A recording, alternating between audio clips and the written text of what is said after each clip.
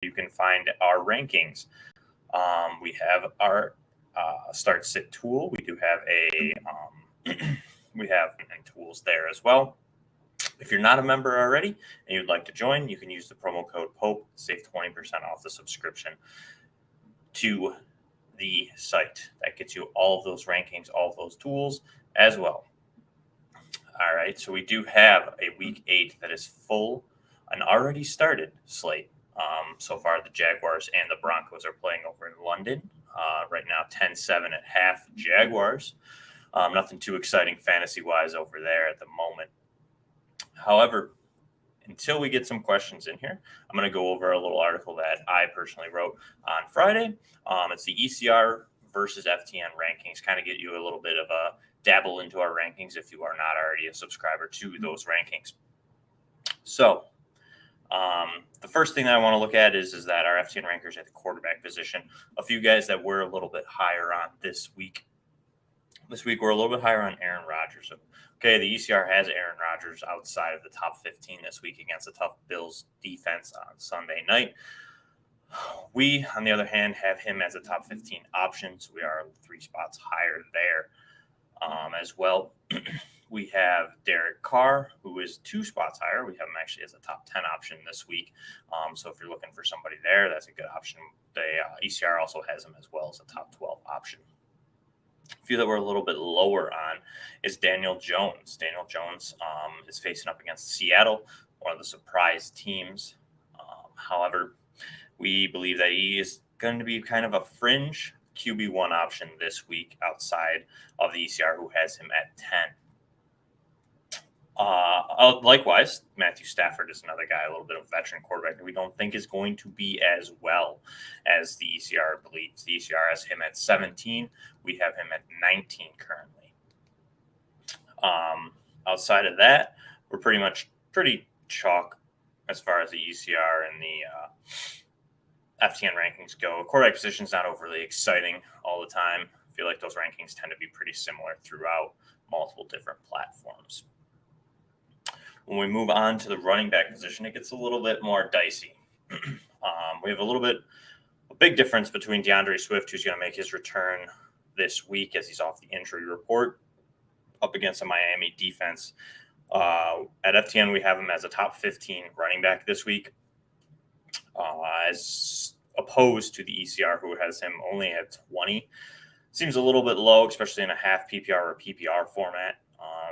DeAndre Swift's going to probably eat up a lot of points this week, especially with the Detroit offense kind of getting him on Ross St. Brown back. They should look a whole lot better. The Miami defense hasn't been great. They've allowed actually 10 top 36 running backs in PPR formats.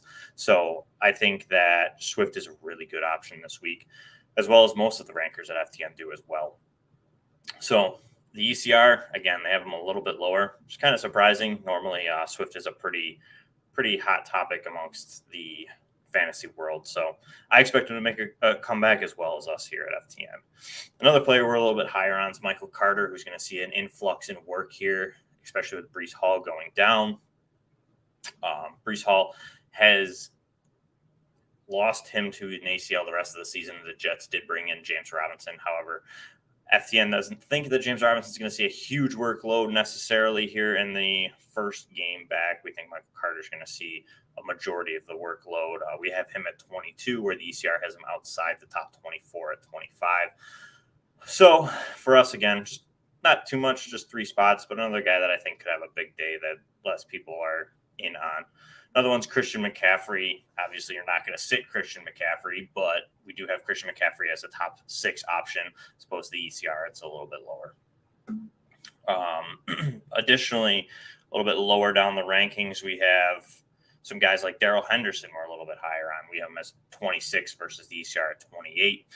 Kareem Hunt's another guy that we're a little bit higher on. However, Kareem Hunt's a guy that you're going to have to watch out for because there has been some talk throughout the week that he may actually not even play in this game on Monday night, large part due to the fact that they have received some calls after especially with the trade deadline looming on Tuesday. So Kareem Hunt could be a guy that gets shifted off. Next, we have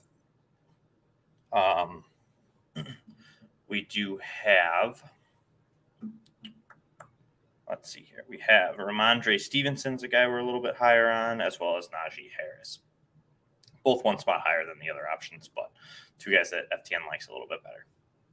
When it comes to the liking less, so at FTN, we have always been kind of in on Tyler Algier, who is a guy that we actually have 4 spots less than the ECR this week.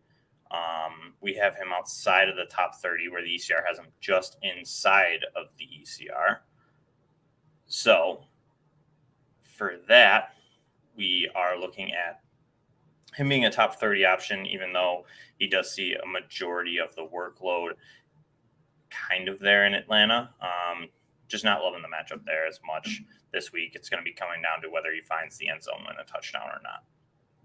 Raheem Mostert is a guy that we're actually a little bit less on. A lot of people are in on Raheem Mostert in what seems to be a pretty good matchup against the Lions. The ECR has him as a top 15 option. We're a little bit less on him, a little bit closer to 20. He's at 17 for us there. Additionally, Tony Pollard is another guy that we're a little bit lower on. We have him ranked at 18, where the ECR has him at 15. Now, Pollard's obviously going to see a huge workload against the Bears with Ezekiel Elliott most likely sitting. So there's a potential for a huge week from him. But the Bears have actually been pretty good against running backs this season. They've only allowed 4 top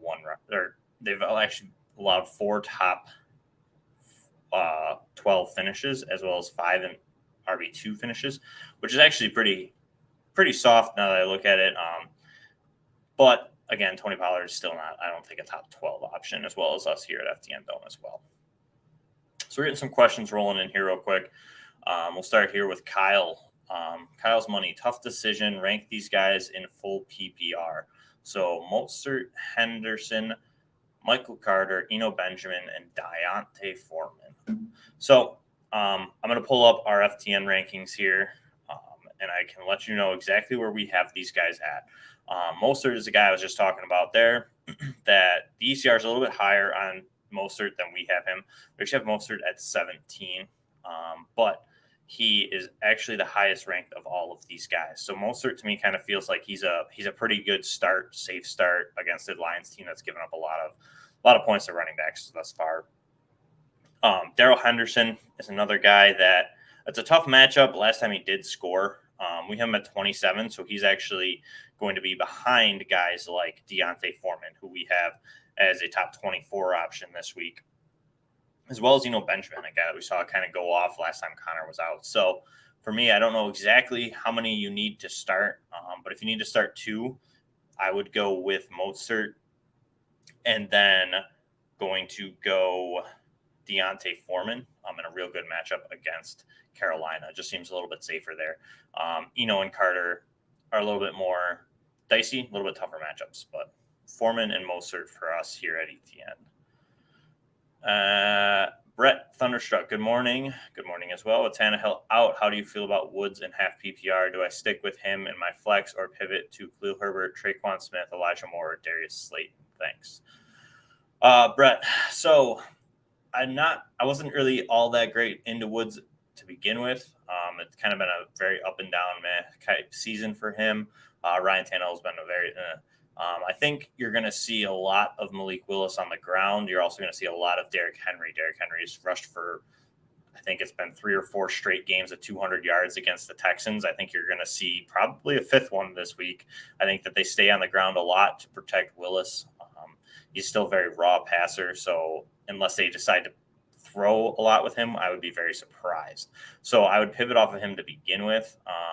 Elijah Moore is obviously the most talented of this group, most likely to have a bigger bust type game, in large part because he just hasn't been targeted. So I'm going to go Khalil Herbert here. The Bears are playing a hot hand. I know it's a tough game against Dallas, but I think Khalil Herbert could have a chance to see the most work out of any of these guys. I just don't trust that Elijah Moore is going to get the targets. Traquan Smith's very iffy. With Andy Dalton there, it's going to be tough to see. Is it a lot of Elijah, or is it going to be a lot of Olave? Is it going to be a lot of Juwan Johnson? How exactly is that target share going to work out? So I'm going to go with Khalil Herbert. He's going to be the safest option there for you. And you are welcome, Kyle. Again, if you have any questions, you are watching on YouTube. The questions come in through here. If you are going to catch us on Twitter, I do not have access to pull up those questions, but if you do ask them on Twitter, I will be able to see them, and I can go ahead and I will answer them here. But obviously, like I said, I will be unable to pull them up. So just pay attention, and I'll bring it up and then let you guys know. So until we get a couple more questions in, I'll go back to explaining exactly where we are here with the ECR rankings. We were just discussing prior to those questions, the running back position. For us at the running back position this week, like I mentioned, first was Tyler Algier, and then Raheem Mostert we're a little bit lower on. But Mostert is still top 20 option for us. Still a really good start. Tony Pollard is another one that we have a little bit lower. We have him as a top 20 option, but we aren't as in on him against the Bears. In large part, I think you're going to see Pollard see a lot of usage, but I do think that you're going to see the Bears the Cowboys throw it a little bit more this week just without Zeke. Another guy that we're going to move on to is Brian Robinson and Deontay. Brian Robinson is 3 spots lower than the ECR that we have him at. We have him at 27. The ECR has him at 24. A guy that's been kind of almost a little bit overhyped. In my opinion, I think Robinson, won that lead role, but Antonio Gibson's been used a lot. And especially if you're playing a PPR or half PPR, Antonio Gibson's a guy that sees a lot of work in that type of area. It's almost like he's taken that J.D. McKissick role, but he still sees the touches on the ground. So Robinson's really very key as far as he's not much more than a RB3 unless he finds the end zone, which could happen in this game against Indy. It could be one of those games that gets away with Heineke and Ellinger playing, but I don't think it's going to happen. So I think Robinson is going to be a guy that's not going to get up there exactly for you. And Brett, you are welcome. Not a fan of Woods either, but by his injuries, I understand. I'm definitely there. I think a lot of us are. The injuries woes have been pretty heavily hitting this year, so I get it. Robert Woods is a guy I liked, though, even at the beginning of the year. I thought, he was up there in age, but he had a very, very clear shot of getting a lot of work. So still a guy that I'm holding on to. I think Tannehill gets back. That offense Burks comes back, might open up a little bit more. So back to the running backs. A guy that's playing right now, Travis Etienne, was actually a guy that we were a little bit lower on than the ECR. So far, he's had a pretty good game. Kenneth Walker's a guy we are a little lower on as well. Still a top 10 option. The ECR has him as a top 5. We're right in the middle there at 7. So nothing crazy there. Miles Sanders is another guy that we're a little bit lower on. He has a pretty decent matchup this week, but we have him just inside the top 20 where the ECR has him just above 15. When we move on to wide receivers here. This week, wide receivers, there's not a huge difference between the ECR and our FTN rankers, but the biggest guy is actually Deontay Johnson. So the ECR has Deontay Johnson at 31 facing Philadelphia, where our FTN rankers have him at 25. So it's a 6-spot difference, pretty big difference there. It is a tough matchup, but it really depends on who he draws his coverage. Do they stick Darius Slay on him? Do they stick Darius Slay on Pickens? It's going to be interesting to see how the Eagles go about covering these 3 wide receivers. Additionally, 2 guys we're a little bit higher on is Stephon Diggs. We have him at 2 over 4. Diggs has obviously got to deal with Jair Alexander most likely, but the Bills have a good job of moving him around, and Josh Allen has been able to find him no matter who's covering him. So not too worried about Diggs. I think he's probably in line for a pretty big game this weekend in prime time. DeAndre Hopkins is another guy we're a little bit higher on as well. We have Hopkins at 6 over 8. So he's 2 spots higher for us. Still think that he's going to follow that big game up against Minnesota here. We've seen this game get out of hand before, Minnesota, Arizona. So I think that's in for a share, especially because it seems like with him back, he's, again, now the lead dog there. So he's a large market share. Another guy that we're a little bit higher on is Amon-Ra St. Brown. Obviously, we have him at 13. The ECR has him at 14. Obviously, everybody has him in the top 15 with him coming back. Last week, we all did as well. Obviously, the injury with the concussion didn't help. So most likely you're going to see that out of him. But we are a little bit higher on him. Obviously, most likely not sitting St. Brown. A little bit lower on when we go to the wide receiver positions. We just talked about Stephon Diggs, his teammate Gabriel Davis. We're a little bit lower on. We have him at 20, where the ECR had him at 13 when this article was written. 7 spots. It's pretty significant. Davis is going to be – I don't think they're going to shy away from Diggs, so it's going to come down to Gabe Davis. Gabe Davis is. Does Davis find the end zone or does he not this week? And I think that's kind of where most of the FTN guys were probably at, putting him around that 20 position. Just depends on whether he finds that end zone or not.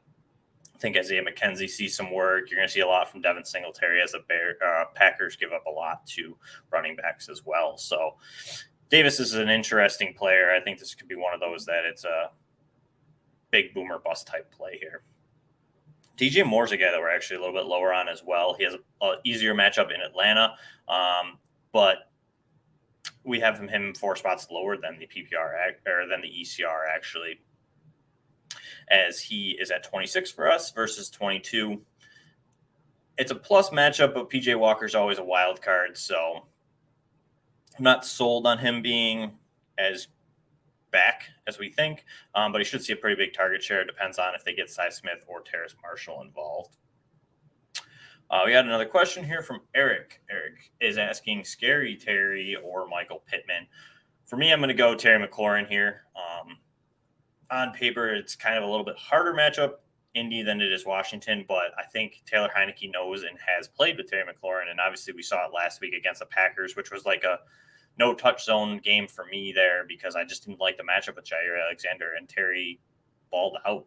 And Heineke didn't carry through the ball, gave him those opportunities. I think you're going to see the exact same thing again this week, where Michael Pittman, we're not sure what Ellinger is going to be and what that offense is going to be. Is it, are we going to see a lot of Jonathan Taylor? Is Ellinger going to be more susceptible to run the ball when the play breaks down than Matt Ryan was? It's a little bit iffy for me. Pittman's probably ranked the lowest I think I've had him all year, just because we don't really know where this offense is going to go. So I'm going to go with Terry McLaurin, who we've seen what he is. Most likely seems like he's going to be that deep threat and probably find the end zone this week. I think that game, like I mentioned earlier, could be one that gets a little bit more high scoring than we anticipate. Brett has another one. Thoughts on possible Jeff Wilson destinations, anywhere he might go that where he has more value than just a handcuff. I don't know if they're Jeff Wilson's an interesting proponent. I would say off the top of my head, it's tough because a lot of places, where are you going to go? I mean, Denver, you could argue, but I think that they're fine with Gordon and Murray. I feel like they're just kind of like rolling with the punches there. I don't think Jeff Wilson's going to come in, and I don't even think they're going to make a move for Jeff Wilson personally. Outside of that, I can't think of anywhere that they're really he's not going to step in New York and take over. He could if they prefer his running style to Michael Carter. But again, I don't know if it's necessarily somewhere that he's going to even get traded, honestly. I think Wilson ends up staying in San Francisco. The running back, it's been getting injured, but like the market's not really there, I don't think, for these guys to go anywhere. I feel like Jeff Wilson's kind of one of those guys that teams would just be like, yeah, I have what I have, and we're good there. Eric has another one, Freiermuth and Hayden Hurst. I'm going to take – I like both of these guys this week. I actually have Freiermuth ranked a little bit higher. With the Eagles having a very good secondary, I feel like Pickett may have to kind of come inside to Freiermuth a little bit more. I think he sees a larger target share. I do think Hayden Hurst obviously gets a bump with Jamar Chase missing this week. But I like Freiermuth a bit more. I just think he sees a little bit more volume than Hayden Hurst will. And will likely probably, if the Steelers score, might be one of the guys that has that opportunity opposed to. I think Hayden Hurst has more competition to score with Higgins, Mixon, and obviously even Tyler Boyd. So for me, I'm going to go with Freiermuth. I just feel like he's kind of a guy that Pickett has enjoyed targeting. So for me, he's a little bit ranked higher than Hayden Hurst this week at tight end. Okay. We can swing back to his, Brett. As far as Jeff Wilson, like, I don't know if there's a spot you're thinking that would really help him. I don't think that there's much that's going to help him outside of a handcuff. I feel like he's just kind of a handcuff running back in essence. And again, I think that he falls into that category of a player that you're not really upgrading a lot. I would say, yeah, he would fit nice with the Rams, but they're not going to make that deal. So, like, that's not going to happen. And then where else would he go? Like I said, the Jets maybe, but they just got James Robinson, so I doubt they're bringing Jeff Wilson in as well. Atlanta gets Cordero Patterson back soon, so they're not probably making a move. Baltimore would be interesting, but I think depending on the severity of Gus Edwards' injury, they might think about that, but I don't know if Baltimore is going to pull that trigger. Obviously, with J.K. Dobbins also going to be coming back at some point soon. And you just said that. Yeah, and that's what I mean. Baltimore would maybe be a spot, but again, like you said, even in this statement here, it depends on what Gus's injury is. That would probably be the only spot I could think of, just because Kareem Hunt's another name that's been bounced around in the trade market, and Baltimore's not going to get that from Cleveland. They're not going to make that usually interdivisional trade like that. So Wilson's probably the likelihood for Baltimore if they want to make a move. Outside of that, yeah, I really don't see anywhere else that he's going to go and be impactful. I mean, you could say New Orleans if they move Kamara, but I don't know if they're going to want to move Kamara to bring Wilson in. So I like Baltimore. I think that's a pretty good call there, Brad. If at all he gets moved, that would probably be one spot that you would be able to give him maybe a little bit of a bump in the fantasy rankings. But even at that, Baltimore's been very clear that they're fine with using multiple running backs. So it's not like he's going to walk in and get a lead role there. All right, back to the ECR versus our FTN rankers. Let's hop back in here. We'll start off here at our last positional rankings. Be the tight end position. For me, the tight end position, Hayden Hurst, it was one of our questions a little bit higher. FTN does have him a little bit higher. We have 3 spots. We have him at 8 over 11. But that is obviously lower than Freiermuth. So still a guy we like, just Freiermuth gets the plus there. Irv Smith is a guy we like a little bit higher. We have him at 10 over 13. He has a very good matchup against Arizona, who has been very, very, very friendly to wide receivers or to tight ends. And when I mean very, I mean they have given up 5 tight end 1 performances and 5 tight end 2 performances. So that's 10 top 24 options in 7 short weeks. So they have been very friendly when it comes to tight ends. So depending on if this game gets out of control, I can definitely see Irv Smith kind of squeaking his way into the top 10 this week, especially when tight end kind of just has been very dismal and it's whoever scores a touchdown. So Irv Smith, I definitely think has that opportunity. Tyler Higbee is another guy we have a little bit higher. Higbee has become the second target in that passing offense. I know they are getting back Van Jefferson, but I do think that Higbee still continues to see a pretty good target share. And even though it's a tough matchup in the 49ers, just his target share, especially in a PPR, half PPR format, Higbee has a real good opportunity to see a pretty good outing this week. Guys, we're a little bit lower on Taysom Hill. Taysom Hill would be a guy that we have at 9 versus 5. So that's a 4-spot difference. Taysom Hill's been very volatile, if we want to say it the easy way, at the tight end position. He scored a lot of touchdowns on limited touches, which is still baffling to me. I don't know. I mean, I know they're NFL defenses, and I know he's an NFL player, but I don't understand how they haven't figured out, oh, hey, Taysom Hill's in. Let's not let him score a touchdown just yet. But he's doing it, and right now we both have him within the top 10. It's just hard to argue. I mean, he's scoring touchdowns at a crazy rate right now. But I think it likely ends this week, but we'll see against the Raiders. Dawson Knox is another guy that we have 4 spots lower. The ECR actually has him as a top 12 option against Green Bay this week. where we have him outside the top 15. I don't think Dawson Knox is going to find the end zone this week. That's kind of how he made his hay last year, was just finding the end zone. Outside of that, he doesn't see a lot of targets in a heavily pass offense that just kind of targets a lot of wide receivers and the running backs as of late. So Dawson Knox is another guy that we're kind of avoiding really at the tight end position this week. Kyle Pitts. So Kyle Pitts, the ECR has him at 9. We have him at 11, so it's 2 spots lower. So Kyle Pitts has been a very distasteful type of tight end this year for many people who drafted him. He has not lived up to expectations, and I don't think it continues this week.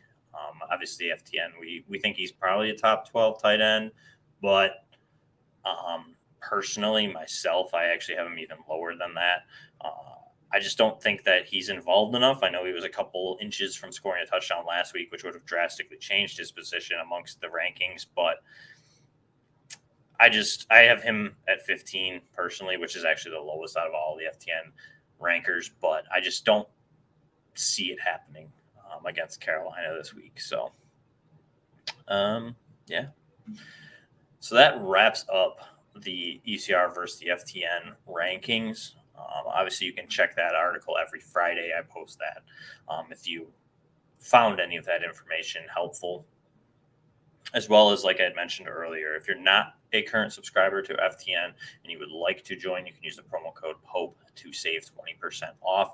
We offer a lot of things: air yard tools, lots of advanced data stats. We have projections. We have rankings every week. We have our own consensus rankings amongst 5 or so of our rankers for half PPR. We have a start sit tool. Obviously, we have Jeff Radcliffe as an ability. You get the access to Discord to answer any questions along those lines. A lot of dynasty, a lot of daily fantasy. We just picked up basketball and hockey as well. So if you're interested in it, you enjoy playing fantasy, it's definitely a website that I would suggest if you're not already a subscriber. So I'm going to check Twitter here, see if we got any questions on there. So Eric Jeske on Twitter. If you're not tuning in, I will answer your question on there. But you have Aaron Jones or Deontay Foreman in standard scoring. So for me, I'm going to stick with Aaron Jones here. I do think it's a tough matchup. I think the Bills will do pretty well against him. However, Deontay Foreman is a good option, but I think Aaron Jones is too much involved in that offense. I think he is the one who's more likely to find the end zone than Deontay Foreman does. I do think that Foreman has a plus matchup. I just don't know if he necessarily finds the end zone for Carolina this week. And I think Aaron Jones is going to possibly find the end zone. If the Packers score, it's going to be Aaron Jones. I really think that. I think that he was very involved in the pass game last week, which you're going to see again this week that they're going to have to do to keep up with the Bills, especially with Allen Lazard out as well. So I'm going Aaron Jones there. I just think it's a little bit safer. And obviously the upside is way higher, I think, especially. I know it's standard scoring, but I think that Jones sees a lot of work in the passing game, which will lead to more touchdowns, I think, for him than Deontay Foreman. Because I just don't think that game gets as high scoring. Do you know what I'm saying? Let's see who else we got here. Got another question. Craig Cameron has Deontay Foreman at Atlanta or Michael Gallup at Chicago. So in this situation, I'd probably lean Foreman here. It is a PPR format, so I would go Foreman here just because obviously I do think that there's that chance of a touchdown, but Michael Gallup against Chicago. Chicago's actually been pretty good against wide receivers this season.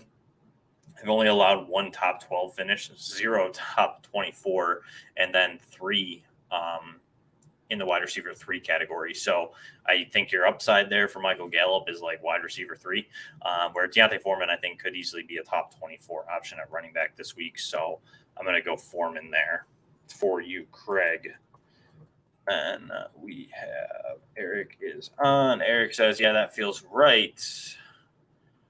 I can't believe it's even a question, but the matchups are so lopsided. Yeah, no, I agree, Eric. I mean, it seems crazy to think Deontay Foreman or Aaron Jones, but the Packers haven't been the Packers. Aaron Jones hasn't been Aaron Jones, really. I mean, we saw a little bit of it last week, but it just that offense kind of has been very meh, and it's resulted in very meh performances from Aaron Jones, AJ Dillon, even Romeo Dubs, who kind of came out for a little bit. Even Alan Lazar's had some good performances, but not crazy that they're these slam dunk fantasy starting options.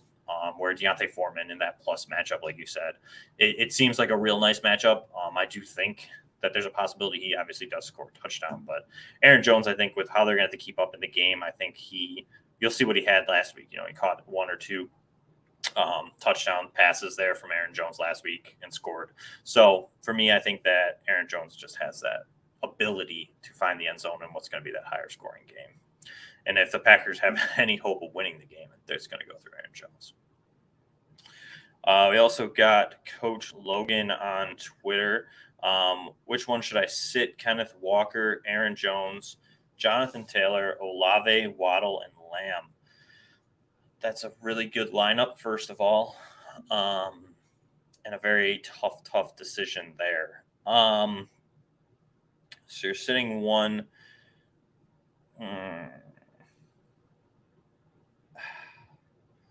I'd honestly might even. It sounds. I might sit Lamb here. It sounds crazy, but I just mentioned earlier that the Bears have been really good against wide receivers. I just mentioned with the Michael Gallup question. Kenneth Walker has a pretty good matchup this week. It's not great as it was last week, but he does have a plus matchup against the Giants, which I have him as a top 5 running back, so I wouldn't really want to sit him. Aaron Jones, like I just mentioned, he is a little bit lower in our rankings than normal against Buffalo, but I think that he likely has a better chance of finding the end zone and being involved in the passing game, having to keep up with the Bills. Jonathan Taylor is also a guy that I still really like this week. I think that you're going to see possibly a lot of him against Washington, who's been soft against running backs, especially with Ellinger coming in. I don't think they're going to be like, hey, Sam, throw the ball 45 times. So I think you're going to see a lot of JT, so I wouldn't sit him. Olave is definitely a must start. He's just been too good lately. Even with he's actually almost, I would argue, been better with Dalton, with Andy Dalton at quarterback. So I would definitely stick with Olave, and Waddle's upside's way too high for me against in that matchup as well. So Lamb against the Bears is honestly a not good matchup in my opinion. And I know that it's Dak and I know it's Lamb. Yeah, I think it'd be Lamb. It's really hard. This is a really good roster, and I don't think you can go wrong either way. But I think it would really be Lamb or Jones for me here. And I'm going to lean with Lamb just because, like I said, the Bears have only allowed one top 12 wide receiver, 0 in the top 24, between 12 and 24, and then 3 wide receiver 3. So it's likely Lamb struggles a little bit today. So I would sit Lamb. A little bit long-winded, but yeah, Lamb. Let's see what else we got here. If we got anybody else on Twitter.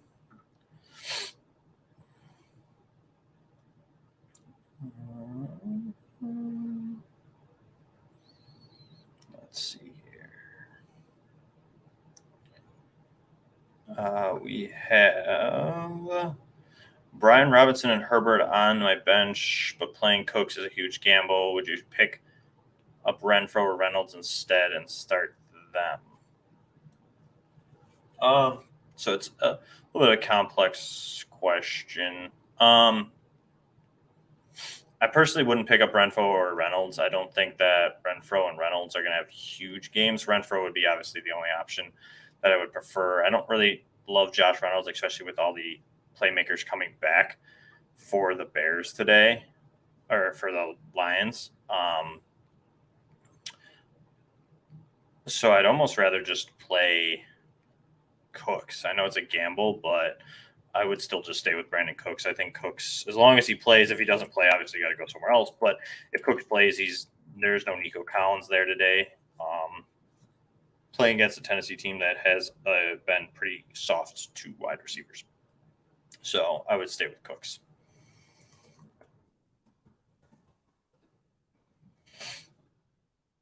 All right. Eric has, do you think Hopkins finds the end zone this week? Yes, I do think DeAndre Hopkins finds the end zone this week. I mentioned him a little bit earlier in the show that Hopkins is a guy that the whole FTN crew is a little bit higher on than the ECR. I have him as a top 5 option. The last time Minnesota and Arizona played, it got pretty high scoring. I do think that there's a route for that again this week. So for me, I am in on Hopkins. He saw a huge target share last week when he came back, and I think that that's not going to change this week. I know obviously Robbie Anderson will be a little bit more up to speed than the last week, but I do think that DeAndre Hopkins is still the guy and the main target there for the Arizona Cardinals this week. So yeah, definitely think Hopkins finds the end zone.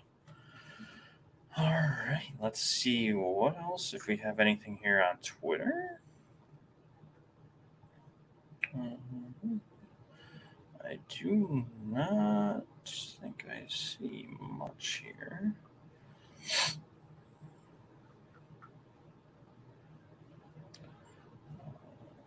Let's make sure I didn't miss any questions.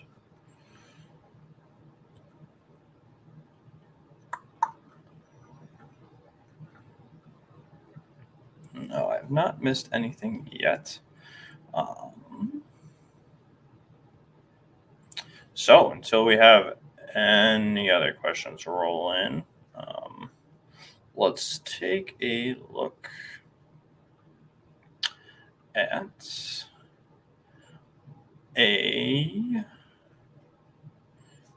another article that's pretty helpful via FTN. So Adam Pfeiffer actually writes it over at FTN. It is a game-by-game breakdown. It's a really, really long article, but it's an article that is really good that he writes every single week. Kind of goes through and breaks down a lot of options, as well as kind of just everything. He's got the totals, the spreads, what to watch for. He goes through the quarterbacks, running backs, wide receivers, tight ends, etc. throughout every single matchup. So it's a good article. It's pretty lengthy, but it's definitely worth a read. I would definitely check it out. Let's talk about some of these 1:00 games. So for example, Carolina and Atlanta, something that he has on here for the Falcons, obviously, is a running back position. But Tyler Algier averaging 14 carries per game, and especially in the last 3 games. So like we'd mentioned earlier, I was talking about Algier and us being a little bit lower on him. He's not a great option, but 14 carries per game is decent. But he's been kind of held underneath 4 yards per carry, so he's kind of like a double-edged sword there. However, he was able to find the end zone last week. So Tyler Algier is an interesting start, but not great. Obviously, if you're forced to, then you do have to start him. All right. Actually, one thing I forgot to check, which we'll go over here real quick, which looks like they are in. Some of the inactives are starting to roll in for the 1:00 window, which is obviously important in case we miss something important. So, for example, looking at this quick in the beginning, first one that's really surprising is Noah Brown. Noah Brown is actually inactive for the Dallas Cowboys. So if you're looking at a wide receiver 3 to kind of flex, Noah Brown is not an option the rest of the week, as well as Zeke Elliott. No surprise there. He is out for the Dallas Cowboys. So I do repeat, Noah Brown is out. A little bit surprising. I didn't hear much throughout the week about him possibly being inactive. So a little surprising there. Swift is officially definitely active. I know he's off the injury report, but he's not on the inactives for the Lions. Chuba Hubbard and Rashard Higgins, nothing crazy or surprising there from Carolina. Connor is out as expected. AJ Terrell will miss for the Falcons as well. That kind of does give DJ Moore a little bit of a bump. Nothing too crazy, though, there. Let's see here. Darren Waller is inactive for the Raiders. So Darren Waller will miss another game for the Raiders. So kind of makes Devontae Adams an even better option. Makes Matt Collins. Honestly, Hunter Renfrow kind of becomes a little interesting there. I know I just mentioned that earlier, but Darren Waller is out for the Raiders. Looks like Dolphins, River Craycraft, who manages to find some touchdowns here and there, but he's out. Outside of that, nothing crazy there. Vikings, nothing crazy, missing some nothing fantasy wise. Patriots, nothing too crazy there. Missing David Andrews at center. That's going to be a little bit of a meh thing for them to overcome. Duggar at safety is a little. The Saints. So the Saints are going to miss Landry, Lattimore, Thomas, and Troutman. Those are all some pretty decent names. I mean, that really puts wind to the sails there that Chris Olave is probably going to have a pretty big week again this week. Outside of that, I mean, Traquan Smith, kind of a little interesting, but nothing crazy when it comes to fantasy-wise, but definitely Olave definitely gets a bump that we kind of were already expecting this week, but definitely start Chris Olave with those two inactive. The Jets are going to be missing. Corey Davis is inactive, which is no surprise. He was pretty much ruled out before. Outside of that, nothing crazy there. We got a question here from Cam. Do you think I should start Darrell Williams?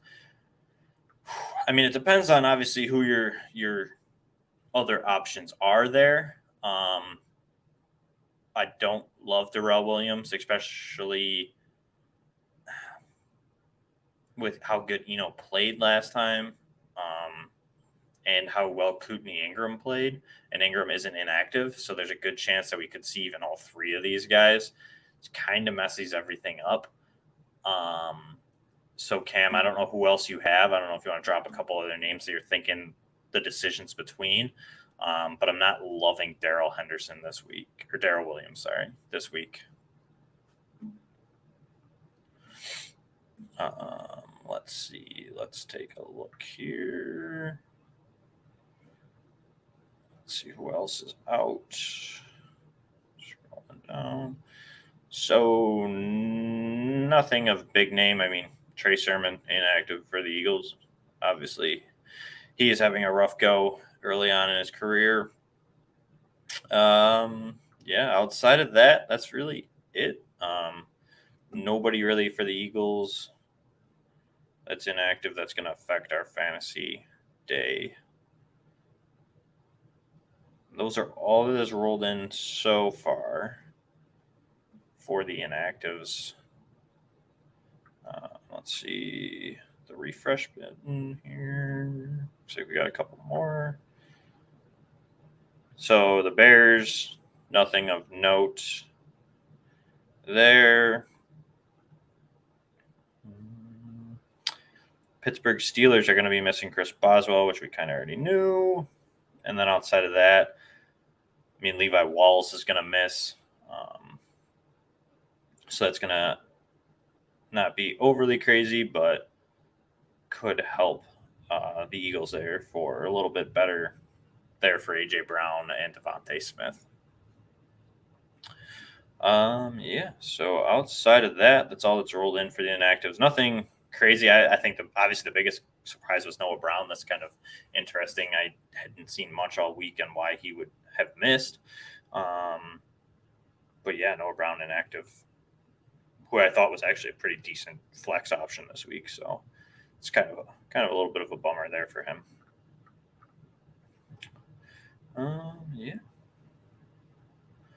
Let's see here.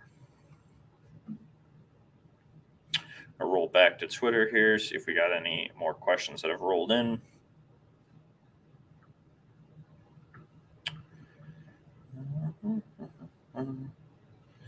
All right, we got with Waller out. Oof.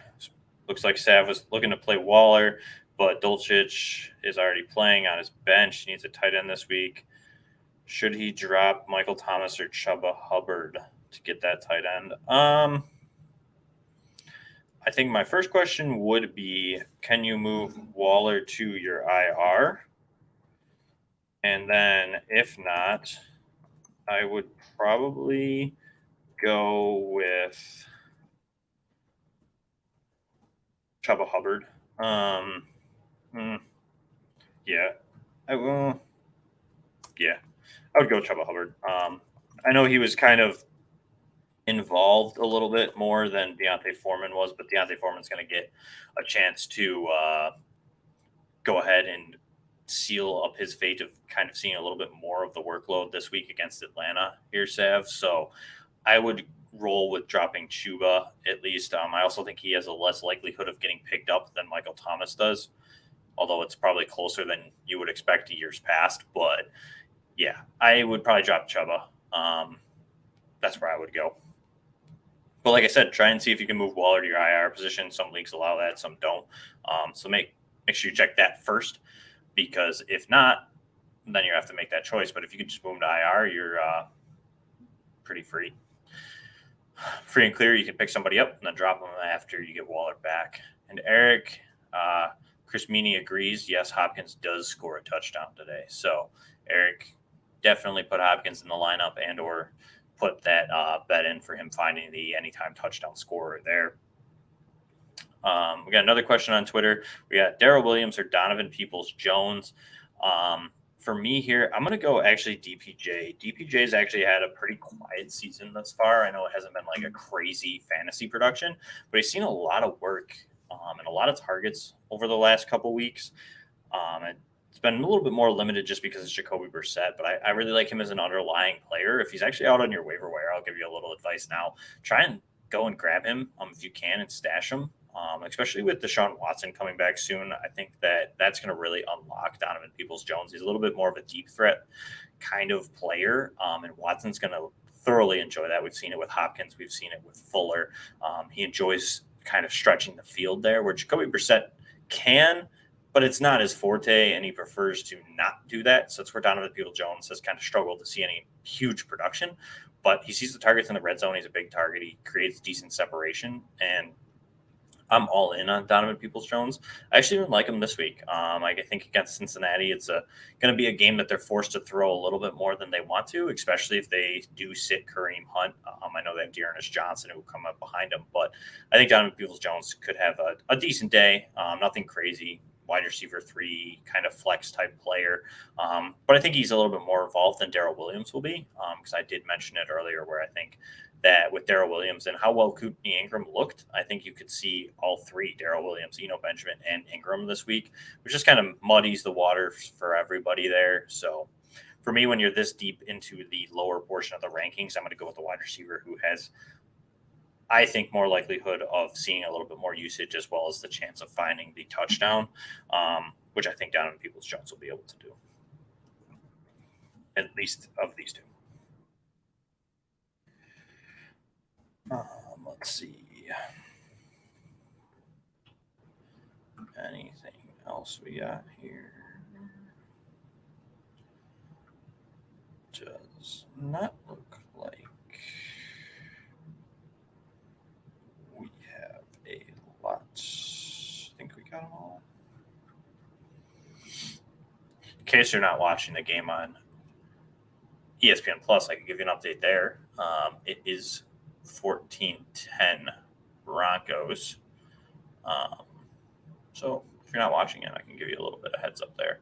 14-10 Broncos, fourth quarter. So nothing overly exciting there. So you should come and tune into here because,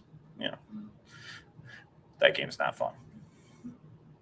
What do we got here? So we got Andrea has Damian Pierce or Michael Pittman, PPR, need one, Pat Freiermuth, Hayden Hurst, Taysom Hill. Damian Pierce, for me, is a start over Michael Pittman. We talked about it a little bit earlier. Michael Pittman, I'm a little bit worried about with exactly what he's going to look like and what the targets are going to be from Sam Ehlinger. So Damian Pierce is a pretty easily locked up role. We also have Damian Pierce as a top 15 option on FTN's rankings. Let me double check exactly where we have him, but he's top 15 for sure. It's a little bit of a matchup. So we have him at 13. Nothing crazy, but just outside the top 12, especially against Tennessee, who's been pretty good against running backs. But I do think that game could kind of see some good workload, and I think Damian Pierce is a safer play than Michael Pittman, who might not see a lot of targets, and especially in a game that you could see a lot of Jonathan Taylor. So I know it's a plus matchup for Michael Pittman. I just don't love his quarterback situation.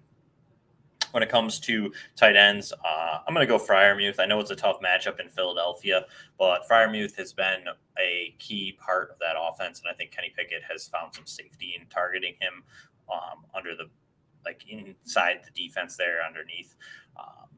Hayden Hurst is a decent option. Obviously, with Jamar Chase, you could see a couple extra targets here or there, but I'm not sold on Hayden Hurst having a huge day. I think he's a low-end tight end one. Where I think Freiermuth could easily be close to the top 5 this week, especially if he does find the end zone, because of just how good the wide receivers are, or the cornerbacks are at shutting down the wide receivers in Philadelphia. So for me, I'm going to go with Freiermuth there. Unless you want to risk it with Taysom Hill, but Taysom Hill's only really been finding the end zone. And even last week, he found the end zone on his only target, but still I didn't finish in the top 12. So for me, I'm going to go with Freiermuth. I think he just is going to see a little bit more targets there, Andrea. So Pierce and Freiermuth would be my choice, of those there. Let's see. Let's hit this button. That might be all. All right, let's check in here on Twitter.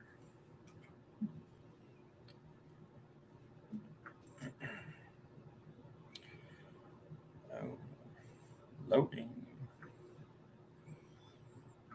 Yes, it doesn't look like we got anything on Twitter. Let's see here. Let's see. Andrea, you are very welcome. Thanks for tuning in. Let's see.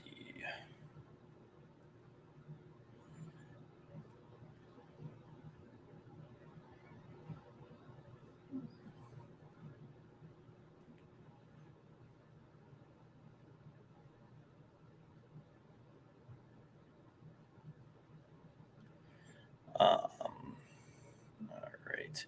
And actually, obviously, if you didn't tune in and hear it, probably the biggest inactive this early morning window here is going to be Darren Waller. So if you are making tight end decisions and you haven't seen that yet, for the few people that are tuning in still, Darren Waller is inactive. If you missed that so far, I'm sure it's all over Twitter, but he is inactive. Let's see what we got here.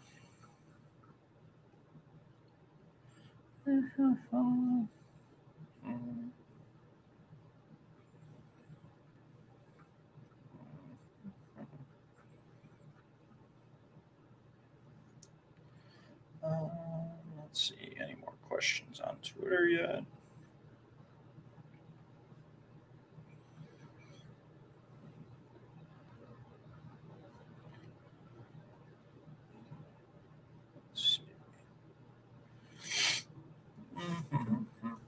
Not seeing any questions rolling in just yet.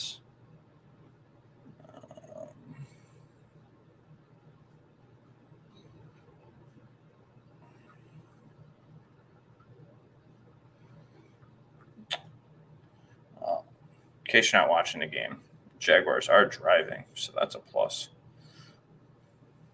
Not very far, but they're moving the ball. Oh, let's see here. No questions as of yet. Can roll through here real quick. Let's check out. Obviously, with Darren Waller out, we'll go over to this. Matthew Davis from FTN wrote an article. He always does this every week for streaming options this week. With Darren Waller out, we'll pivot to that with the streaming tight ends. Obviously, one of his top ones was Greg Dulcich, who's actually having a pretty good game here in London, but obviously not an option with Darren Waller or with him playing already. Cade Otton was another one who we saw. But one that he has mentioned that we haven't had a lot of exposure to yet is Hunter Henry. Henry has been a guy that's been up and down, but we saw him have an explosion a few weeks ago where he did find the end zone. Let's see where I have Hunter Henry is. So he had a top 6 finish. He had a top 13 finish in week 5. Other than that, he's been outside the top 15. So he's not a crazy option. But Matt lies out here that he's a good streaming option against the Jets, as they have an over and under of 41.5. And then obviously the Patriots have projected points of 21. So most likely someone's going to have to find the end zone, and the Jets, obviously with Sauce Gardner, are most likely going to either lock down Devontae Parker or Jacoby Brissett. And even at that, the Jets have been really bad to wide receivers. They are surprisingly very good at that aspect of the defensive side of the ball. Let's see, where did I have them? They've given up 4 top 1 finishes, obviously against some of the better options, but they haven't been from their top guy. So on the opposite side, they've given up 7 top 24 tight ends, which is a lot. So I think Hunter Henry is a good option there. I do like that if you're looking at it. Juwan Johnson, obviously, is another guy in the same game as Darren Waller, who's coming off a huge game there against the Cardinals. But the Raiders are not as friendly to tight ends as the Cardinals, but another one that they've given up 4 top 12 finishes. So the Raiders, Juwan Johnson could be a good option. Tyler Conklin, I'm not as excited about. He does have it listed here, obviously, probably just more on the necessity of being available. But for me, I would lean towards Hunter Henry or Juwan Johnson if you're really looking to stream somebody that's probably available in some of your leagues. If you had to, Tyler Conklin's not a bad option. Obviously, it's going to depend on who's on their waiver wire. And let's pop over here and see what we got from Twitter. Nothing yet.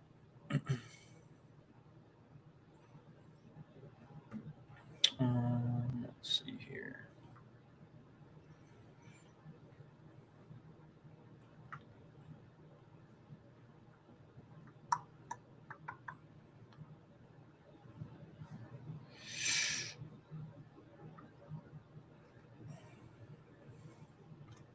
All right. Let's see who else. Matt obviously does this for tight ends. He does it for quarterbacks, defenses as well. Defenses tends to be a good position that they stream. A lot of managers will go about that route. So let's see who he has as his top streaming options this week. He has the Atlanta Falcons against the Panthers, which is a pretty good matchup. Obviously, you've got PJ Walker starting for Carolina, and Carolina's offense has looked very abysmal to this point so far this season. Last week, we kind of saw a little bit of an explosion with PJ Walker, but we've also seen PJ Walker step in and kind of have a couple good games here or there. So question marks would be interesting to see here with Atlanta. The Colts against the Commanders, I like that one. I like that. Obviously, the Commanders have Taylor Heineke starting, but with that, Heineke is kind of a little bit less careful with the football, so you could see a couple turnovers there with Indianapolis. Before we continue, it looks like we got a question here from Silas. Silas is asking Eno Benjamin or Deontay Foreman. So I'm actually going to go Deontay Foreman here. I know we saw Eno Benjamin have a pretty big game the last time Connor was out, but with how well Kootenai Ingram looked and Darrell Williams active, I'm going to actually go Foreman, who's pretty much got a clear shot of probably seeing a pretty big workload with no Chuba Hubbard today. I mean, you might see some Blackshear. You might see, I think that's about all they have behind him. So I think you're going to see a lot of Deontay Foreman. So for me, I'm going to go Deontay Foreman there, Sills, pretty easily. Let's see. Other defenses Matt likes here over at FTN would be the Titans against the Texans. Obviously, a pretty decent matchup. Titans defense hasn't been what it has been in the past, but the Texans are the Texans. So I don't love it, but it's pretty good. The Vikings against the Cardinals is an interesting one he has on here. I'm not as in love with that. But obviously it's his 5th ranked one. It's going to come down to who's available in your league. Silas, you are welcome. Hopefully it works out for you. Like I said, Deontay Foreman's a pretty good start this week. After that, I'll get a little bit more dicey, but the Atlanta defense is very bad against running backs. So let's see here.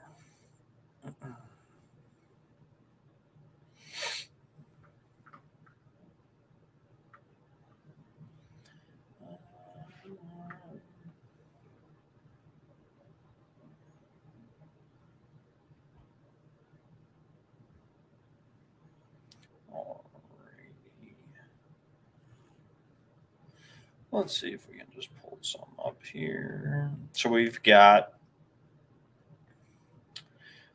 James Robinson, David Montgomery, or Antonio Gibson. For me, it's actually Antonio Gibson. I know it sounds crazy, but Gibson's actually been productive the last couple of weeks with the even in what they call the starter of Brian Robinson. But Gibson's finished the top 24 the last 2 weeks, obviously through a lot of the passing game. So for me, I think that this Indy game could get a little bit out of hand, quote unquote, for both teams.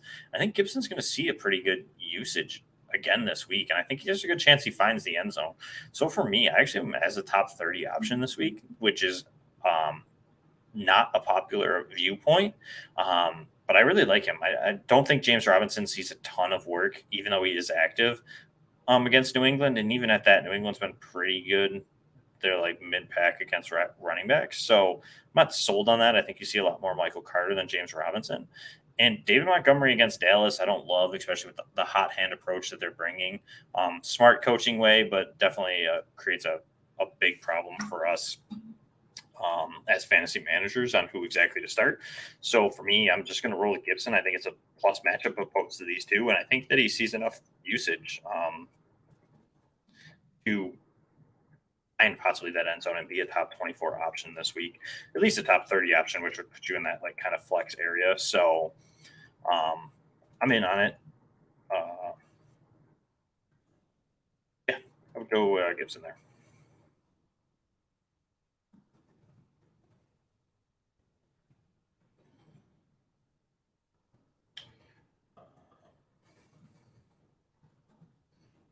Let's see here. Who else do we got?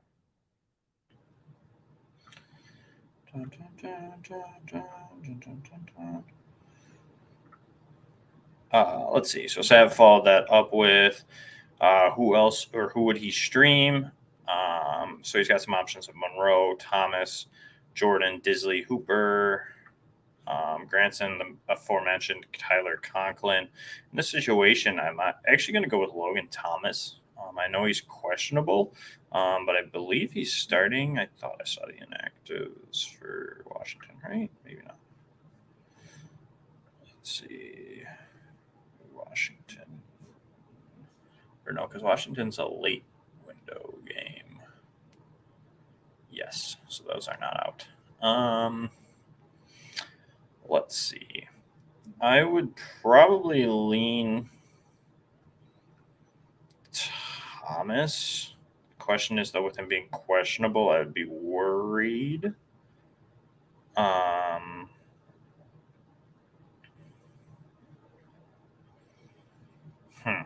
Let me think on that one, Sav. Be right back with you. We had a question from Hall. Deontay Foreman or Devin Singletary, PPR, 10-man league. I mentioned it earlier. The Green Bay Packers are actually really soft to running backs, especially even at that pass-catching running backs. We saw it, too, with Gibson in one of his weeks where he was the top 24 option. They've given up where is it here? Where are the Packers? They've given up 6 running back 2 performances. They have only allowed 2 top 12, but they've given up 6 at the RB2 position, and that's only in 7 weeks. So they've given up a total of 9 top 36 performances, which not great. So for me, I'm definitely in on Devin Singletary this week. I know that he is probably not a fancy option, but especially in a PPR format, he sees a lot of checkdowns when Josh Allen does check it down. So even at that, they involve him pretty heavily in the passing game. So I'm in on Singletary. I know Foreman obviously has the full workload against a pretty soft Atlanta defense, but I think Singletary more likely finds the end zone once or twice tonight as opposed to Foreman. So I'm sticking with Singletary here personally. So.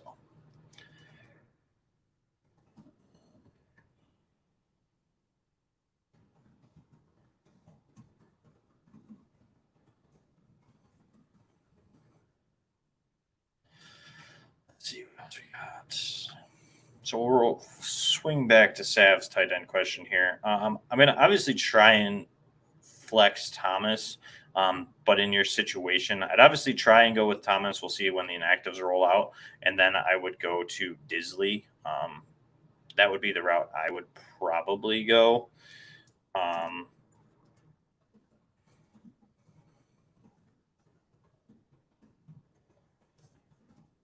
Because I think Thomas is a way higher upside Sav than you would get from any of these other guys that we had mentioned there, the Breven Jordans and stuff like that.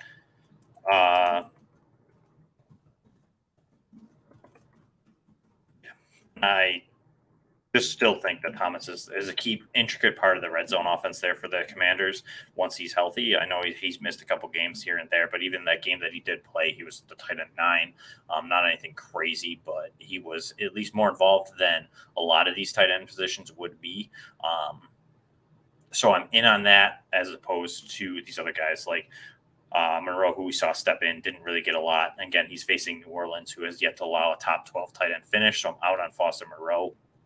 Breven Jordan's kind of been very up and down as far as which tight end's going to score there in Houston. Hooper, same way. He's been kind of struggling. A guy that I liked coming into the season, but he's struggled, especially with Chiggs kind of stepped up a little bit. And we've also seen Swami have a touchdown here or there. So for me, I'm not really sold on Hooper being the guy at the moment anymore. Hudson could be interesting. I don't know how much he's going to be involved with the Giants. But he does have the best matchup of all of these options on your waiver wire, Sav. But I'm not sold on him being as involved as Bellinger was. And then Tyler Conklin, like I mentioned, Matt likes Tyler Conklin this week against New England.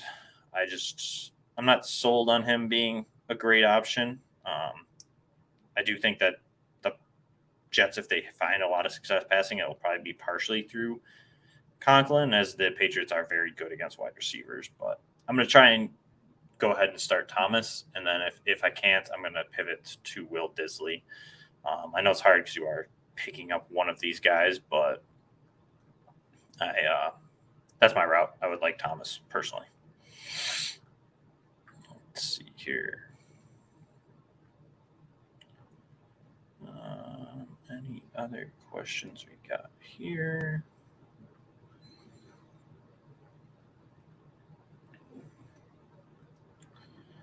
Let's scroll through.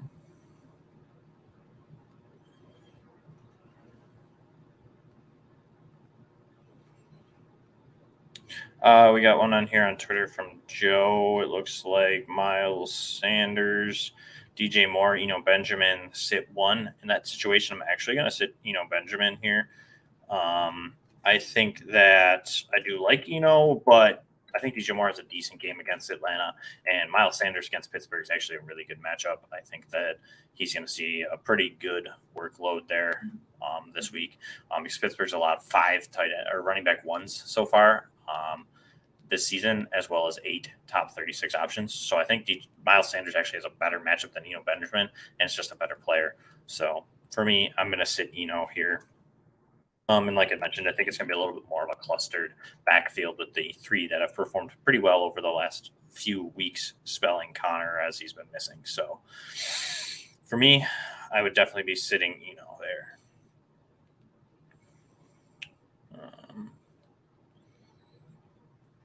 Let's see here.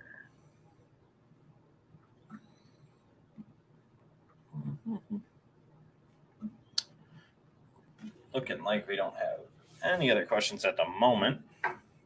Update on the London game. If you don't have ESPN Plus, Travis Etienne did just score a touchdown. Jags looking to go 17-14, and they do. Field goal's good. Never know. Can't trust the field goals. So, but yeah, 17-14 Jags right now in a pretty close game on ESPN Plus if you don't have it. Let's see here. So we got a break in the questions.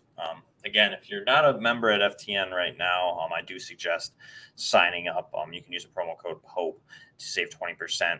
We do have some of the better rankings out there, in my personal opinion, slightly biased, but but yeah, we have rankings, we have projections, we have a lot of articles, we have good articles from a lot of good writers. Like I mentioned, Adam Pfeiffer has a game per game breakdown that's really great, really informative. We have a lot of DFS stuff. We have a lot of anything. We have a Discord channel that allows you to ask questions 24/7. As much as we're in here, we can answer those. Air yards tools. We have as many advanced stats as you possibly want to try and just find those diamonds in a rough. And obviously, you get full access to that with those subscriptions. So, like I said, if you want to, go ahead. Anything you want, points against tools, all that stuff. Let's see here. We do have a question on Twitter. Better flex start full PPR. Michael Carter versus the Patriots. Devontae Smith versus the Steelers. So I'm going to say the better option this week, especially with Robinson somewhatly active, I'm going to actually say Devontae Smith here. FTN, we have Devontae Smith ranked as the wide receiver. Where is it? 19 this week, a top 20 option. Michael Carter is outside the top 20 at the running back position. So for me, I'm actually going to lean with Devontae Smith. I think it's a pretty plus matchup against the Steelers, who've been pretty easy against two wide receivers this season. Where the Patriots, on the other hand, been kind of middling in the middle there against running backs. So for me, I'm going to go Devontae Smith here. I just think that the upside's a little bit bigger, and I just feel like that he's a little bit better option this week than Michael Carter, just because we don't know what James Robinson role is going to be. Let's see what else we got here.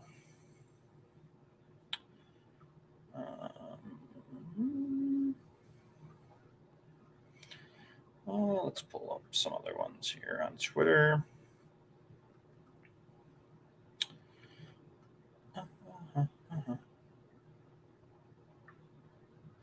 This is an interesting one. So Lad on Twitter has Tony Pollard or CeeDee Lamb. Kind of interesting. You would think it's pretty easy to go with CeeDee Lamb here, but like I mentioned earlier, CeeDee Lamb, the Bears haven't allowed a lot of points to wide receivers this season. That's really capped off with the fact that they've only allowed one top 12 option this year in 6 games so far. So for me, I'm actually going to take Tony Pollard because on the opposite side of that, the Bears have actually allowed one of the most RB1s at 4. And they've actually allowed 5 RB2 per finishes. So for me, I'm in on Tony Pollard. It feels a little bit safer, bigger workload. And obviously, CeeDee Lamb could have a big game. He's that special. So he could break that mold of only the Bears allowing one top 12 option. But Tony Pollard just seems safer with as equal of an upside, especially with possibly scoring touchdowns. So in that instance, I would definitely just kind of roll with Tony Pollard and hope for the best over CeeDee Lamb there. Let's see here.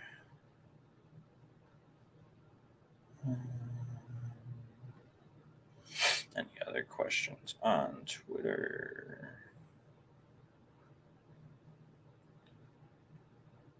Let's see here.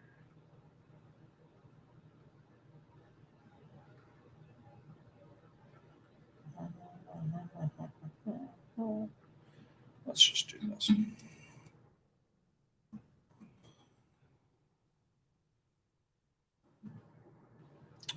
Let's see what else we got here. Gabe Davis versus the Packers or Michael Pittman against Washington, from Brett on Twitter. I'm going to say Gabe Davis here. I know he's been a boom or bust, but I do think that he has the better quarterback, obviously, with Josh Allen over Sam Ehlinger. And I just like Gabe Davis a little bit better this week than Michael Pittman. Large part, Josh Allen. Big difference. We've got Andy Dalton and the Raiders or Derek Carr against New Orleans. So for me, right there, that's going to be easily Derek Carr. Derek Carr facing New Orleans. New Orleans actually allowed 4 top 12 quarterbacks this season, 5 top 24 total. So they've been a little bit of a better matchup. The Raiders, although have allowed 6 QB1 finishes, and Dalton has looked pretty good. But I prefer an edge to Derek Carr, large portion, Devontae Adams, Mac Hollins, Josh Jacobs. A little bit better offense maybe around him. Obviously, the Saints do have Olave and Kamara, but Carr's proven it that he can finish top 12 religiously lately. So for me, I'm going to go Derek Carr. I think that he has a pretty good game this week.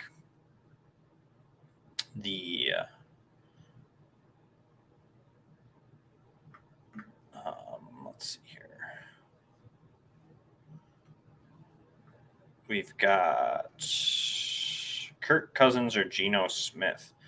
So for me there, we have Geno's been good this year, but I think I'm going to take Kirk Cousins against Arizona. I think that game gets a little bit more high scoring, more likelihood that Kirk Cousins throws multiple touchdowns. Really, the rushing side of it, neither of these guys are going to have. So for me, I'm going to go with what I think is going to be the higher scoring game, more likelihood to see some passing touchdowns,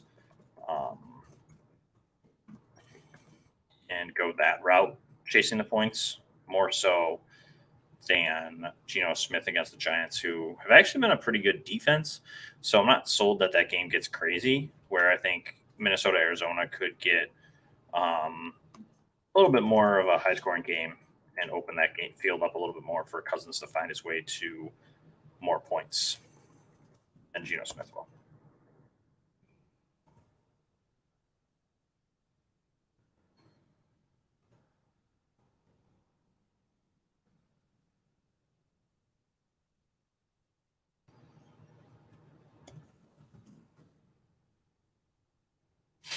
Let's see what else we got here.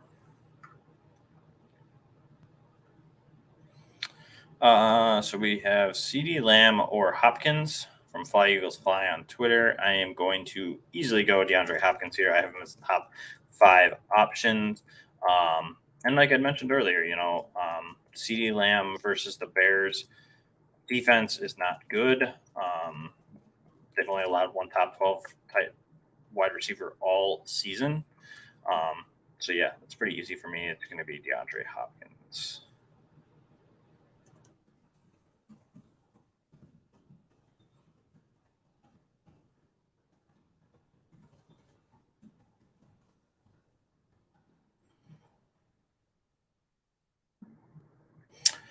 Standard scoring, Swift or Foreman.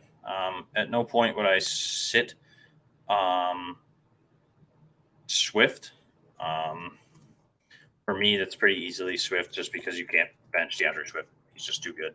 I know that Foreman has a plus matchup, but I would hate to see DeAndre Swift go off on my bench, where I would be a little bit more comfortable seeing Deontay Foreman score a touchdown or 2 here on my bench versus Swift, just because I would hate myself to see DeAndre Swift go off and him be on my bench.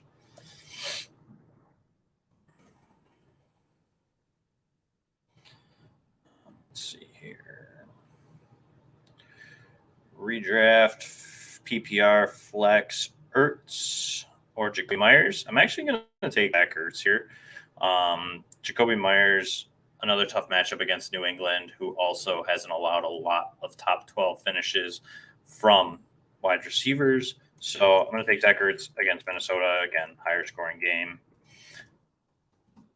And yeah, I just don't think Jacoby Myers has a big day.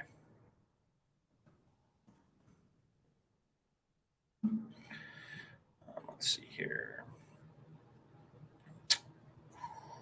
Deontay Foreman or Swift again. Obviously, Swift.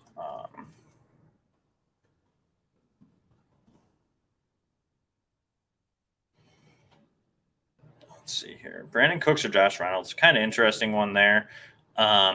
I'm going to go Brandon Cooks pretty easily here as long as he plays, which it looks like he's going to. Pretty easy matchup. No Nico Collins. So you're really looking at Philip Dorsett and Chris Moore behind him. So I think Cooks sees a pretty good target share this week. The Tootsie Pop 6 has a question. I think you were talking about some of these when I hopped on. Apologies, but for Superflex, which one? Zach Wilson, Murrow, Conklin, and Disley. No need to apologize by any means. That's fine. You don't have to apologize for asking questions. So for me, I don't like Foster Moreau. So the reason I don't like Foster Moreau, I mentioned it, like you said a little bit earlier, the Saints haven't allowed a top 12 tight end yet this season. And they've faced some pretty good ones. Zach Ertz last week, who's been obviously pretty good the last couple of years. And they've only allowed two tight end 2 finishes, which aren't even overly exciting. I mean, you're talking like 2 catches there. So they've been really, really good against tight ends. So Foster Moreau, solid tight end, but he's not Darren Waller. Waller was even questionable for me to start against this defense. So definitely out on him. Zach Wilson, on the other hand, is another guy that I'm probably avoiding in the SFB format. He gets New England, and that's not the best matchup for a quarterback. I mean, they're not as vaunted as they have been in the past, but New England has only allowed 2 top 12 options. So not a guy I'm really looking for in that format. Because there's too many errors that could happen. For me, I actually do kind of like Disley. Seattle's facing the Giants. I don't think it's an overly high-scoring game, but the Giants have actually given up 5 top 24 tight ends. So to me, it seems like there's that chance of the high upside as well as the pretty safe floor.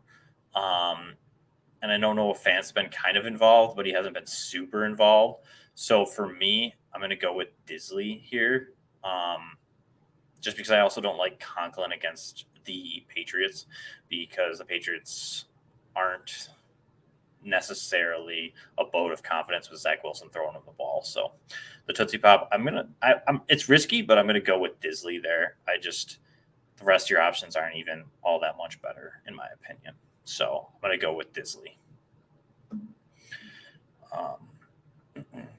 Let's see here. Kind of leading into that, we have a question on Twitter of Jared Goff or Geno Smith. I'm going to take Goff in this situation. Or I'm actually going to take Geno. I know I don't love the matchup. I said the game's a little bit more lower scoring. But Geno's looked pretty good. And the Giants defense is good. Now, don't get me wrong there. But it's not great. And I do think that Geno finds at least the end zone,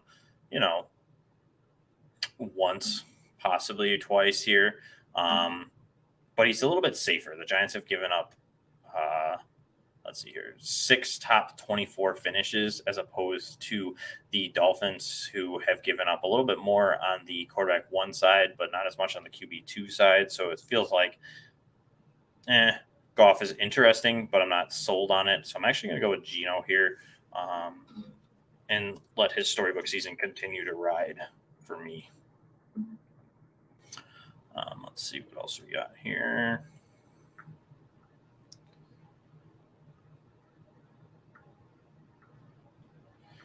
Back to the Cooks Reynolds question, follow up with, I think that they'll protect him possibly, so they might not throw a lot to Cooks. you're not really expecting a lot of passes to Josh Reynolds either, especially with DeAndre Swift back and Amon-Ra St. Brown with Hawkinson. I don't really expect Reynolds to see a ton of work either. So I'm just going to go still with Cooks, who I think is just a better wide receiver. More likelihood to break a big play here or there. Yeah, that's right. I'm still sticking with Cooks.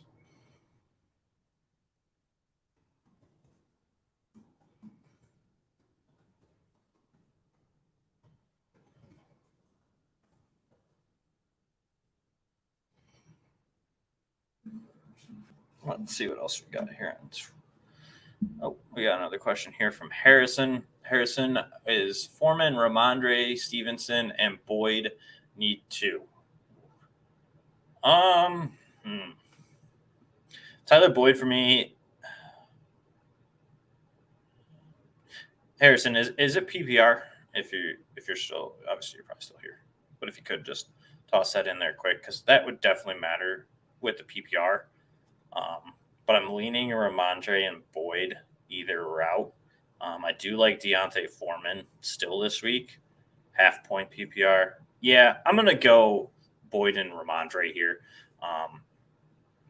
The Jets have been not overly friendly to running backs this season.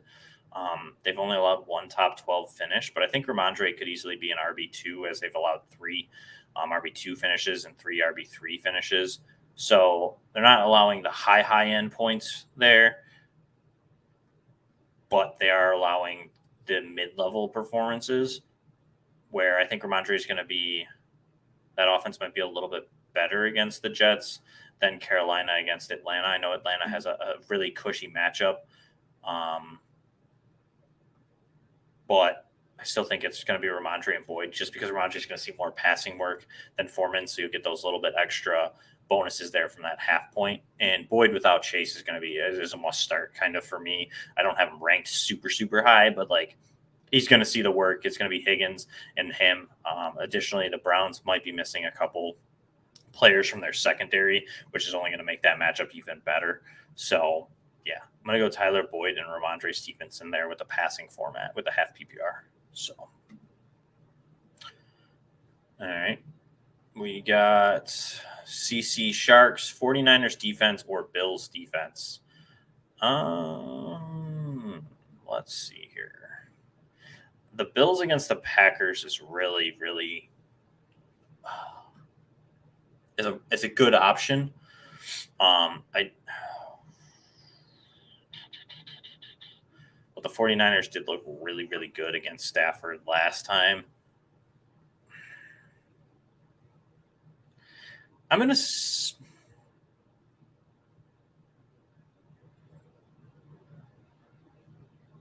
to go with the Bills. I think that the Bills pretty muchly steamroll the Packers tonight. I think for a second, the Packers will be able to keep it a little close, but I think the pass rush is going to affect Aaron Rodgers a lot. The lack of the wide receivers could easily see a turnover here or there from the Bills defense tonight. And I think that more so that the Rams are going to be a little bit better against the 49ers this week. I don't think that the Rams necessarily win, but I also just don't think that they're going to see as many turnovers. I think that with the center coming back there for the Rams, I think that's going to help a little bit for Stafford, as well as getting Van Jefferson back. There's going to be a little bit more playmaking abilities on the edges and perimeter. So I'm going to go with the Bills. I just think that the Packers are a little bit decrepit there. I mean, they're not going to have Lazard. You're really looking at Romeo Doubs, maybe Watkins. I think he's still questionable. And the pass rush is just going to be too much for them. I think you'll get some points there from the sacks. I think there's more likely to have multiple turnovers from the Bills than the 49ers this week. So CC Sharks, go with the Bills. Yeah, I like that. Let's see here. What do we got here? Anything? Let's see. Any questions? We've got Foreman or Singletary on Twitter. That's really close. Let me see. They did not specify format, so let's ask them that quick. Two guys that I do really like, Foreman and Singletary this week. Foreman's got a little bit of an easier matchup, obviously, with Atlanta being so soft against the run. But the Packers have actually given up a lot of points to pass-catching receivers, which Singletary's kind of become there a little bit. More than what we expected at the beginning of the season. So I'm leaning towards Singletary here just because it's a little bit more likely to see more work, especially in the passing game, which is a bonus there in the PPR formats. Although I do think Foreman's more likely to score a touchdown than Singletary tonight. That is really close. Let's see what he says about the PPR first, and then I will finalize my decision there. Let's see. We have also Reynolds or Cook could pick up Traquan Smith. No, I'm still going to roll Cooks. I get that you're worried about him getting protected and not really played, but I think he's going to see enough usage over these other guys. So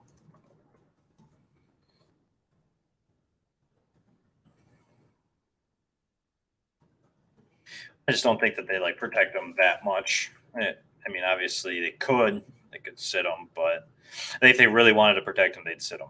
Otherwise, if they're going to play him, they're still going to use him. So not too worried there. Let's see here.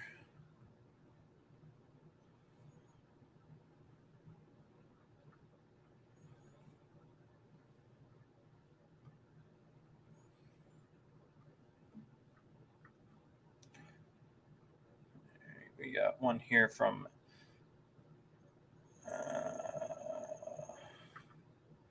Better Combo, Delvin Cook and Pollard, Amon-Ra St. Brown, Cook and Amon-Ra St. Brown.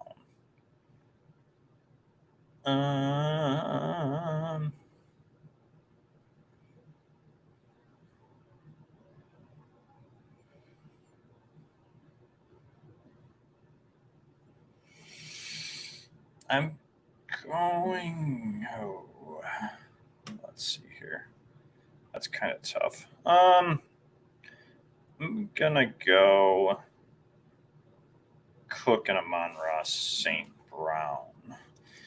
I think St. Brown, as long as he is healthy and doesn't obviously get injured during the game like he did last week, I think Amon-Ra St. Brown's a top 10 option this week. Dalvin Cook, I also think, is a top 12 option. Where Tony Pollard, I have him just outside the top 12. So I'm going to go Amon-Ra St. Brown and Cook in that situation there. Let's see here. So the Broncos did hold on to win that game if you do not have access to it and haven't seen anything on Twitter or anything like that. Little update there. Let's see here. Let's see if we got any more questions.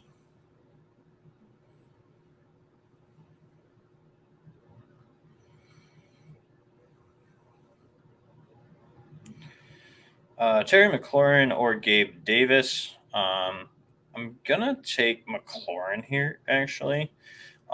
It's actually a rest of the season question more than a start question.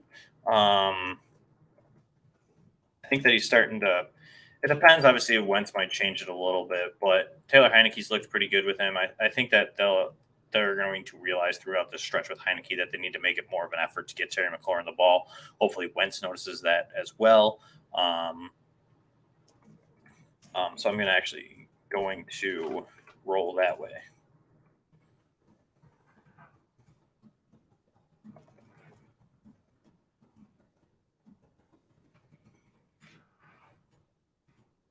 I also just think he's a little bit more consistent. Let's see here. PPR flex this week: Carter, Marquise Goodwin, or Khalil Herbert. I'm going to go Michael Carter here. I do think that Michael Carter is going to see a little bit more workload than the rest of these guys. Also, a little bit of a plus matchup. Like I said, the Patriots seem like they're actually pretty strong against the run, which they have been. They haven't given up a ton of top tier options, but they have given up actually 7 total top 36 options, which is pretty high. But more so on the lower spectrum of it, it's the RB2s through RB3 range than RB1s. But you're not expecting much of an RB1 from any of that options anyways. Lineups on Twitter has Cooks or Foreman, Ayuk or Lockett. So there is news that DK Metcalf is likely playing in this game. I don't think he gets used a lot. But that could affect Lockett some. And with no Debu, I really like Ayuk. So I'm going to actually go Foreman here because Cooks, I think it's a good matchup, but I'm not going to hang my hat on it. And I think Deontay Foreman's going to see more usage than Cooks will.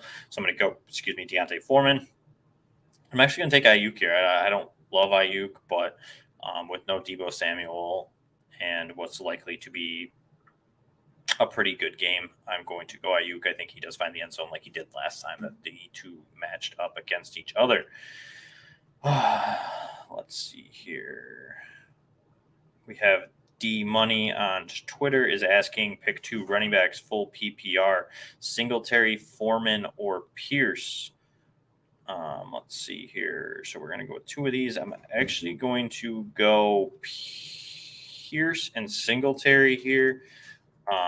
I like the matchup for Dameon Pierce. It's not a great matchup, but I do think he's still a top 15 option this week just because of how productive he has been in this short period of time. And then Singletary against the Green Bay Packers is a pretty good start, especially in a PPR format. He sees enough passing work to be effective. Also, the Packers struggle against that. We saw with Antonio Gibson get some of the work here just a few short weeks ago. So for me, I am going to go with Devin Singletary over Deontay Foreman there. Again, I think it's just going to be a little bit higher scoring, more likely to score a touchdown than Foreman does. Let's see. We'll swing back to Swift or Singletary over Foreman for Stogo Roof. It is non-PPR, standard 6-point touchdowns. In that situation, I might go Foreman just because he's probably going to see more total yardage than Singletary does. Just because he's probably going to see more work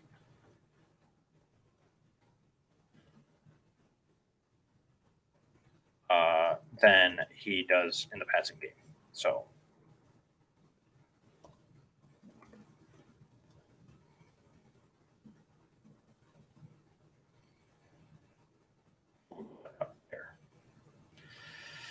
let's see here.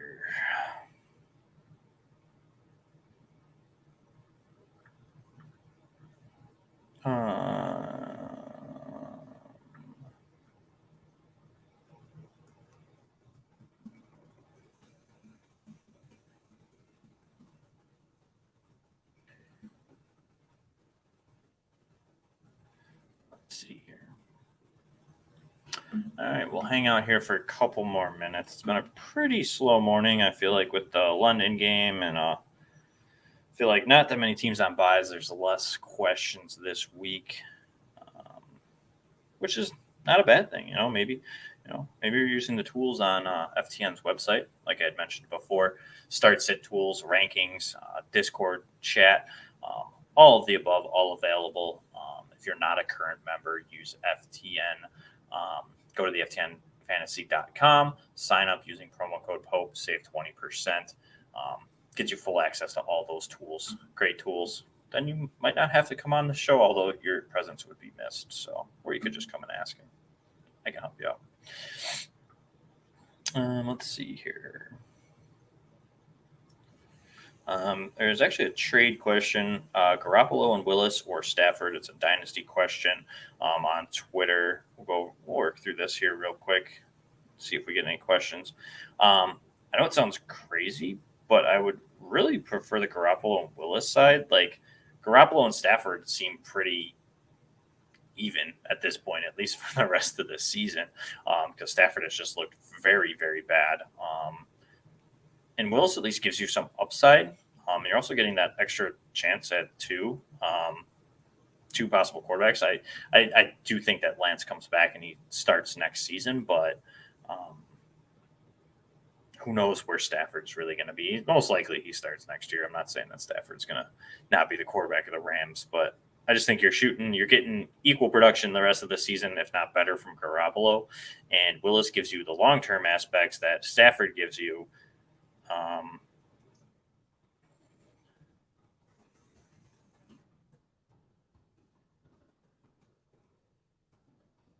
So, I'm fine with making that move. Like I said, you're not seeing a huge drop off there from Stafford to Garoppolo.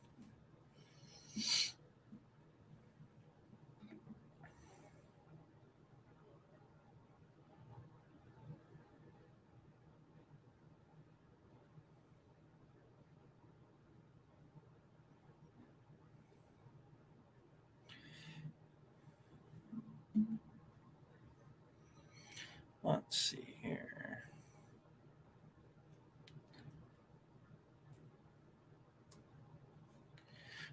So then, after making the trade, it's is it Jimmy or Willis to start today?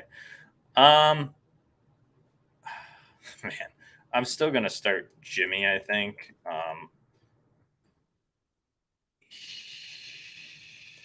just feel like he's safer. I think he's going to get you 10 to 15 points easily.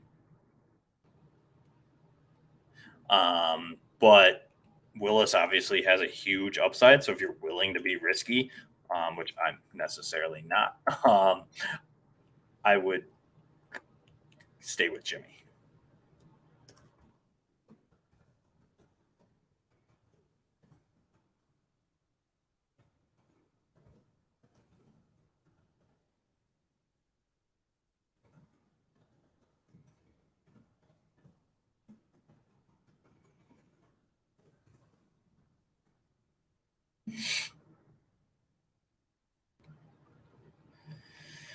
All right. It seems like we've dried up a little bit here. With that, I'm going to sign off for this week. We will be back next week. Obviously, with hopefully no London game. Might be a little bit more busy in the question department, but definitely tune in. I will be here every week from 11 a.m. to 12:30 to 1 p.m., depending on how the questions roll out, to answer any of your start sit questions. If you want to get any questions during the week, you can tag me on Twitter at PopesFFH. I will obviously answer them there as well. And if you do have any questions that pop up or something changes between now from us signing off until then, feel free to ask me there as well.